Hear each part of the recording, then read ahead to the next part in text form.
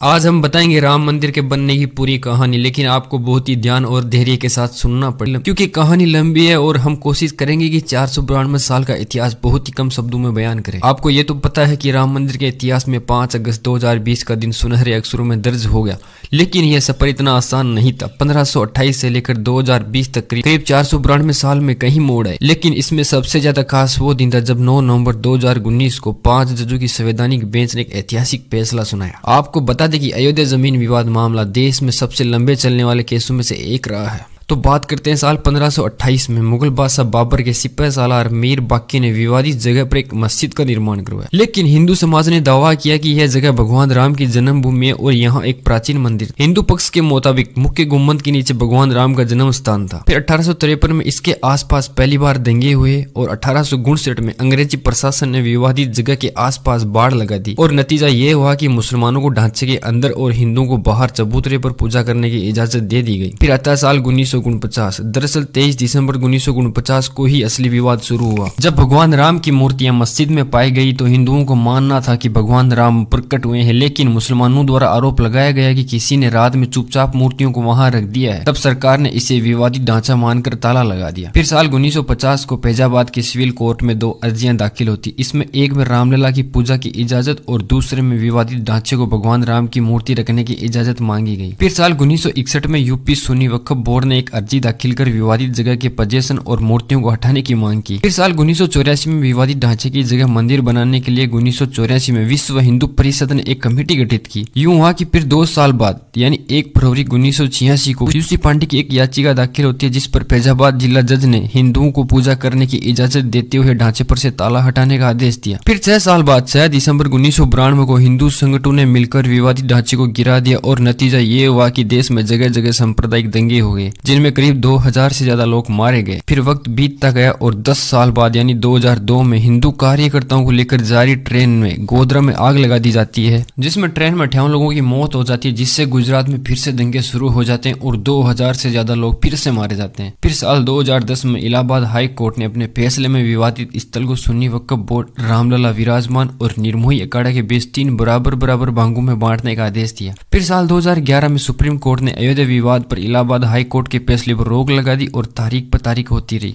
साल 2017 में supreme court ने आउट ऑफ कोर्ट सेटलमेंट का आह्वान किया, यानी कि कोर्ट से बाहर आपसी समझौते का सुझाव दिया। और फिर 8 मार्च 2019 को सुप्रीम कोर्ट ने मामले को मध्यस्थता के लिए भेजा, लेकिन नतीजा कुछ भी नहीं निकला और 2 अगस्त 2019 को फिर से सुप्रीम कोर्ट ने कहा कि मध्यस्थता पैनल मामले का समाधान निकालने में विफल रहा और 6 अगस्त से फिर से सुप्रीम कोर्ट ने अयोध्या मामले की सुनवाई की। फिर 16 अक्टूबर 2019 को अयोध्या मामले की सुनवाई पूरी होती है। कोर्ट ऑल एविडेंस के मुताबिक अपने फैसले को सुरक्षित रखती है और 9 नवंबर 2019 को सुप्रीम कोर्ट की 5 जजों की बेंच ने राम मंदिर के पक्ष में फैसला सुनाया और 2.77 एकड़ विवादित जमीन हिंदू पक्ष को सौंप दी और साथ ही मस्जिद के लिए अलग से 5 एकड़ जमीन मुहैया कराने का आदेश दिया। और फिर 25 मार्च 2020 को लगभग 28 साल बाद रामलला टेंट से निकल फाइबर के मंदिर में शिफ्ट हुए। फिर आता है 5 अगस्त 2020 और इस दिन राम मंदिर की भूमि का पूजन का कार्यक्रम होता है और मंदिर के लिए निर्माण योजनाओं के लिए अलग अलग पैनल गठित किए जाते हैं। और अब करीब 3 साल 4-5 महीने बाद 22 जनवरी को राम मंदिर का भव्य शुभारंभ होने जा रहा है, जो कि एक ऐतिहासिक मोमेंट और हमेशा के लिए संजोकर रखने वाला पल बनने जा रहा है। तो इस तरह रहा राम मंदिर का